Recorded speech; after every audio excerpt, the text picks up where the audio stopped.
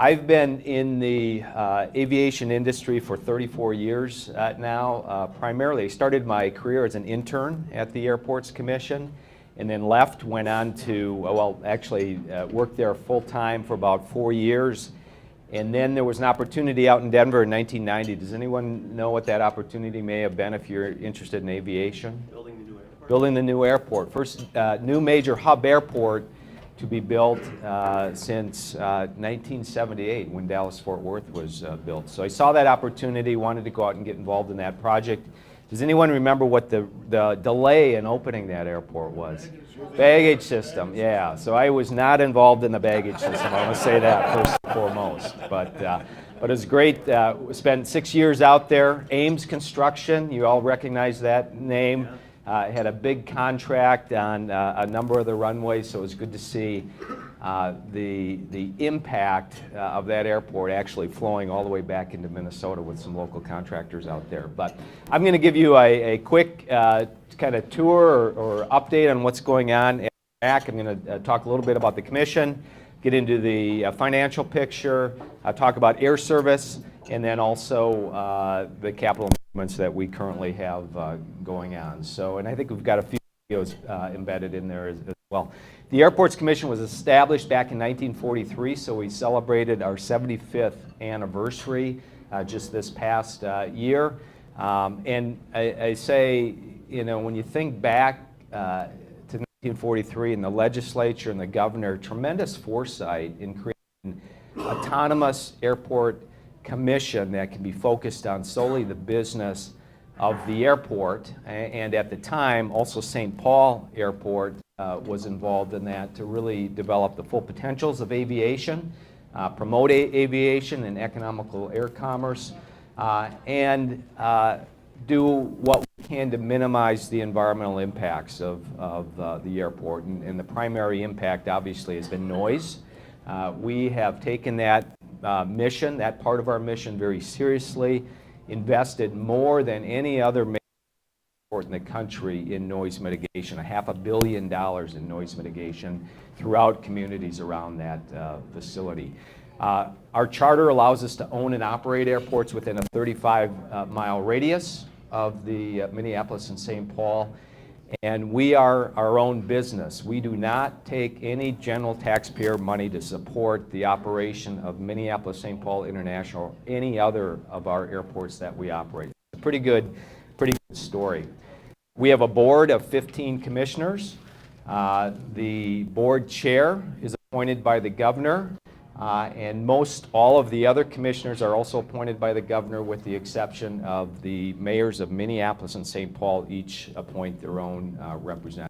So the one nice thing is that we do not see a wholesale change when there's a new governor appointed or elected, I should say. These are 4-year terms, and those terms are staggered, so that works well to really maintain consistency throughout the organization and throughout our operation. Our mission is connecting you to your world, and our vision is providing your best airport experience, and we take that very, very seriously. I tell people that airports have really, you know, I think airports were known as kind of a utility previously. You know, you show up, you go through, you didn't even have to really go through much security back then. You'd buy a bad cup of coffee in the airport, and you'd get on your plane, and then you'd come back and get out of there as quickly as possible. With the changes in security, it's meant people spend more time in airports, and so we really take a hospitality focus now more than anything, and so that's important. As I said, we own and operate 7 airports. It's one of the largest airport systems. I think it is the largest airport system owned and operated by one entity in the country with these 7 airports. To give you a little sense, there's about just over 400,000 annual takeoffs and landings at Minneapolis, just over 300,000 landings and takeoffs at our reliever system. So it's a pretty busy system. The system was designed so that many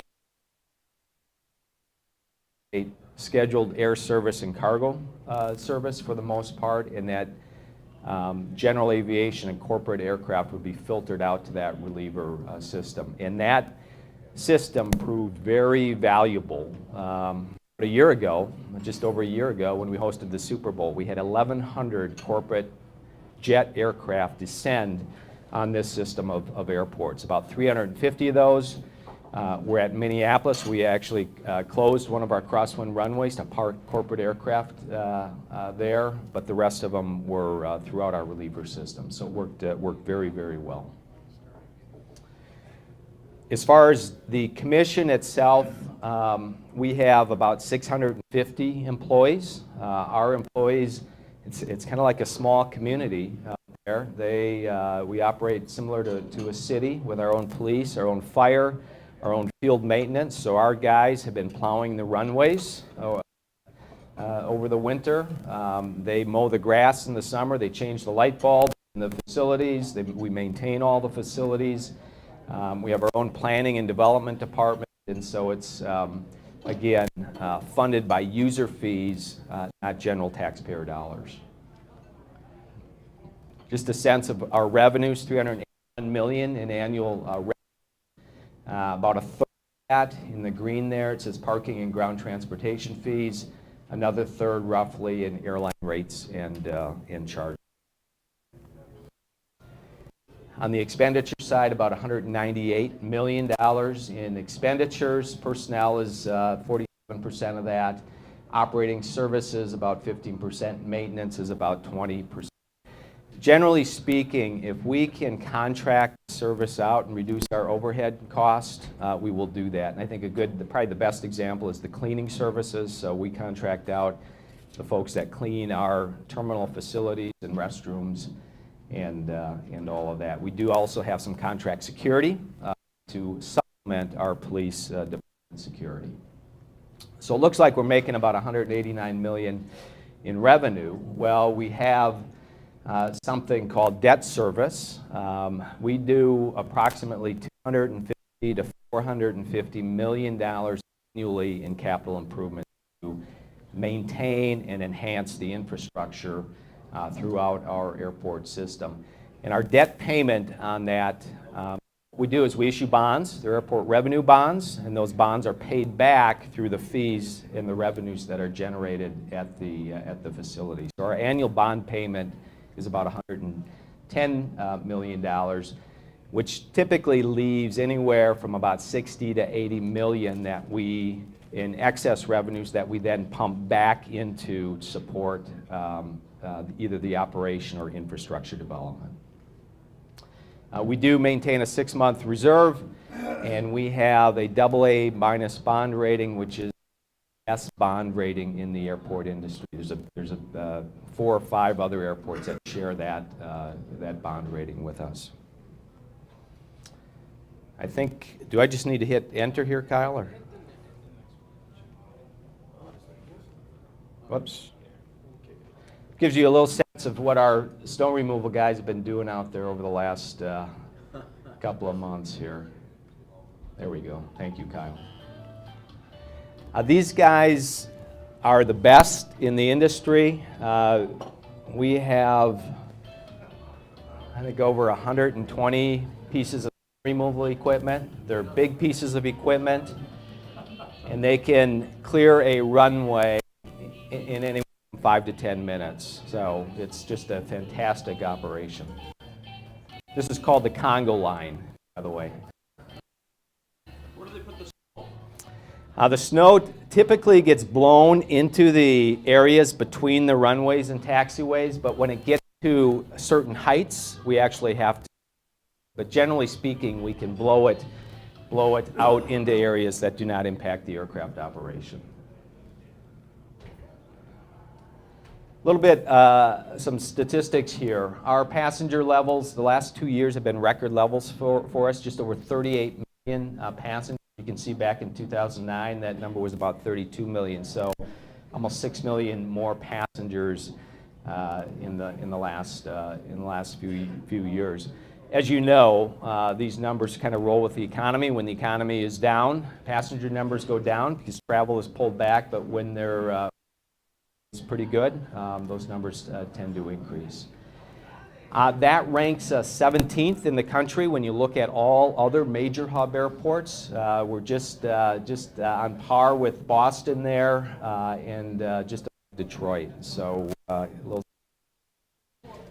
great nationally. We've had tremendous success over the last 3 years with air service development. We spend a lot of time doing what we can to bring new airline service into MSP. And the results of that is that 11 different airlines have added 45 additional routes the last since 2017. And we now enjoy competitive air service on 60 of the 167 direct routes that are served out of Minneapolis. So that's a very good story. Record competition. As you know, competition brings airfares down, and so a lot of that growth has been through low-cost airlines such as Southwest, JetBlue, and ultra-low-cost airlines such as Spirit and Frontier. So it's been a story. As you may have heard, Sun Country is going through a transition. They're transitioning from a low-cost carrier to an ultra-low-cost carrier, and those are the carriers that you pay. You pay the lowest possible fare, but then if you want to check a bag, you may pay $30 for your bag, or if you want to even bring a carry-on, you'll be charged. You may be charged for a Coke or anything. But Sun Country is in a growth mode right now out of Minneapolis. They announced 8 new cities, and they will be up to 49 nations here this year out of Minneapolis. So it's good for our region. We're really going to be working on connecting more traffic through the Twin Cities. You can see those additional cities on the East Coast.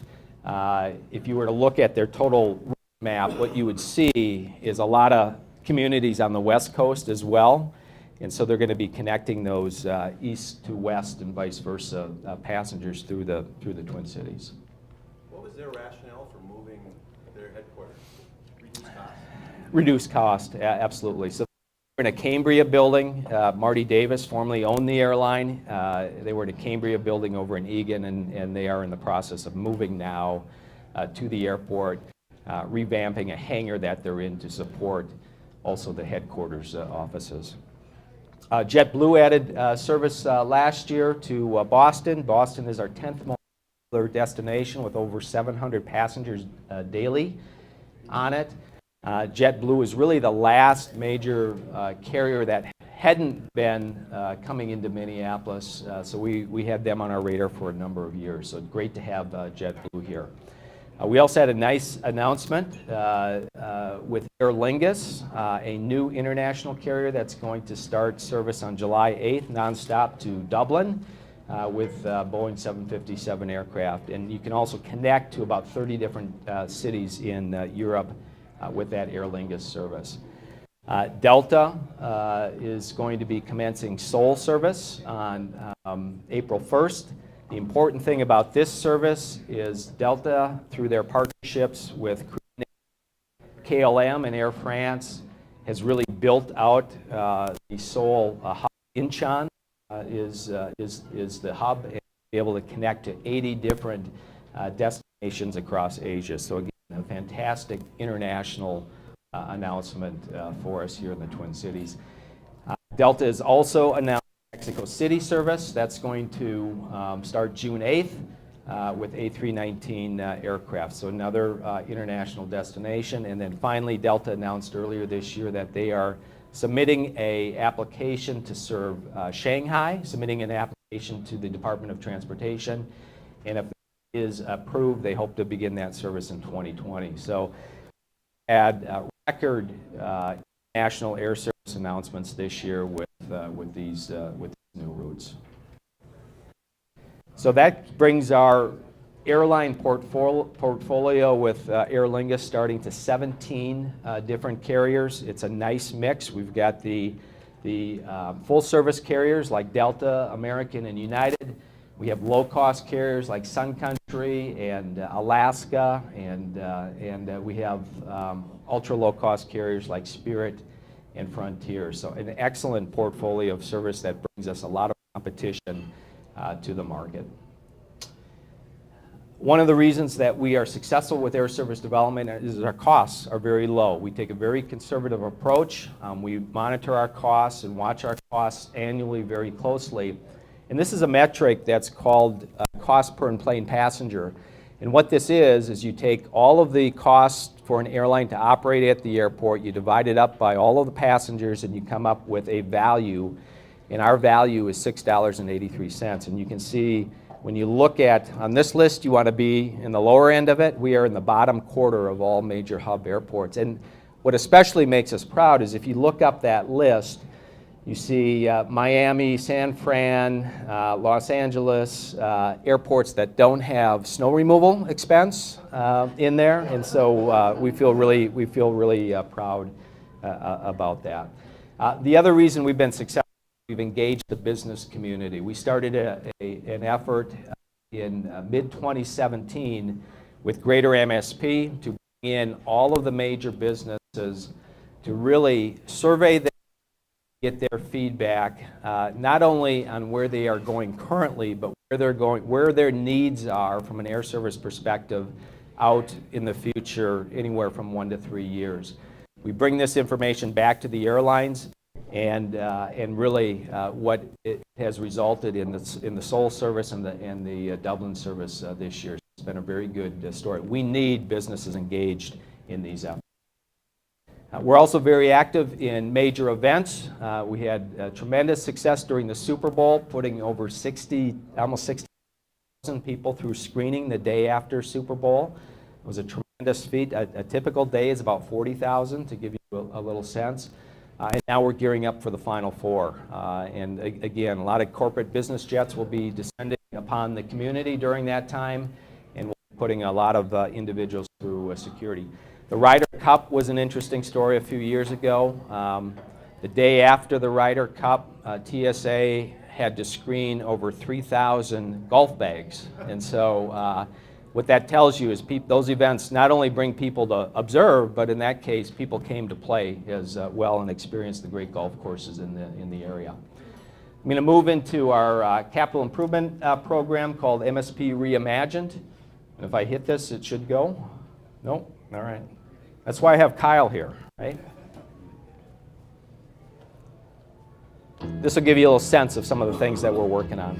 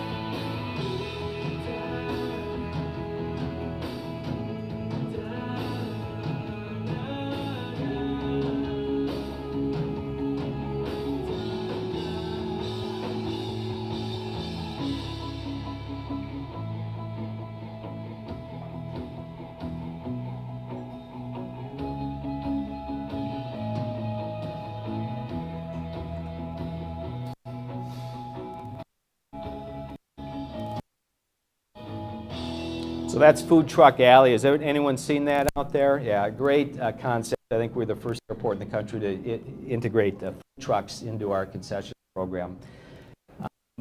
So I'm going to just tell you about a few of the major projects that have just been completed or are currently going on. One is our new hotel. First time we've had a hotel now on the airport, about an $80 million investment. It's a public-private partnership. We own the property. We provided the infrastructure to construct that hotel on, and then Graves Hospitality came in and developed it. It's about a 300-room hotel, about the right size for the, but it is a tremendous asset. Has anyone been to that hotel yet? If you're out there and want to swing in there, it's a beautiful facility. It also has about 30,000 square feet of meeting space to support that.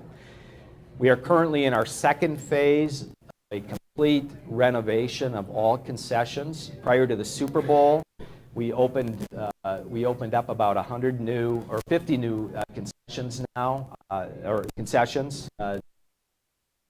Concessions are to give a sense of what the Twin Cities area and Minnesota is all about when people are coming through this facility. So we brought a lot of local venues in which have fantastic products and do an excellent job. We're currently now in a second phase that we're adding another 30 new concessions. So in the last, by next year, we'll have the another big project that we're working on is what we call operational improvements. We're actually adding 15 feet to the front of Terminal 1. You may say, where can you find 15 feet to add there? But we found it kind of in the sidewalk area. It's about a $400 million project. It involves multiple phases. We've got to continue to be able to move over 100,000 people daily through this facility. So I apologize for the inconveniences that may have caused, but it's really going to be fantastic when it opens up. That additional space will add more space for circulation. We're completely redoing the vertical circulation elements. You can see on that top slide there with a 6-bank elevator area. 3 of those elevators are open now, and then vertical circulation going up in either direction. We're completely remodeling and redoing and expanding both ticketing and the baggage claim area. There's going to be actually a hole in the center of the floor with the largest art display of any public building in the state. So we're pretty proud to bring the arts community in to really focus on that culture through the facility. The goal with this project is that so you have a consistent experience from the time you arrive at the curb and transition all the way through the facility, or vice versa when you arrive at your gate and transition back through the facility. And I think you're going to be impressed when it is all complete. This gives you a little sense of some of the little visual of what's going on there.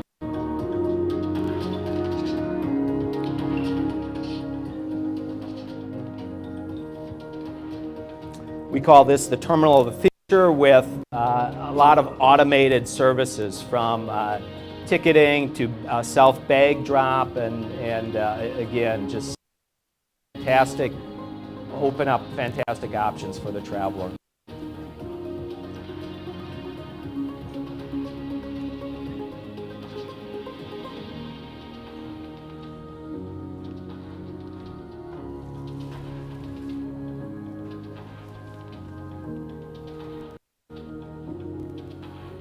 These will be automated exit lanes so that there will not have to be a TSA person sitting there watching for individuals coming through or trying to access in the opposite direction. And then it gives you a little sense of the baggage claim area as well. We're raising the ceiling down there and really opening it up. Another project is a new parking ramp. It's a 5,000 space parking facility. It's going to open in 20. So you'll see that construction, and this gives you a little sense of what construction was, the site looked like before we started versus afterwards. And a little sense, the inbound roadway is up on the top of the picture here.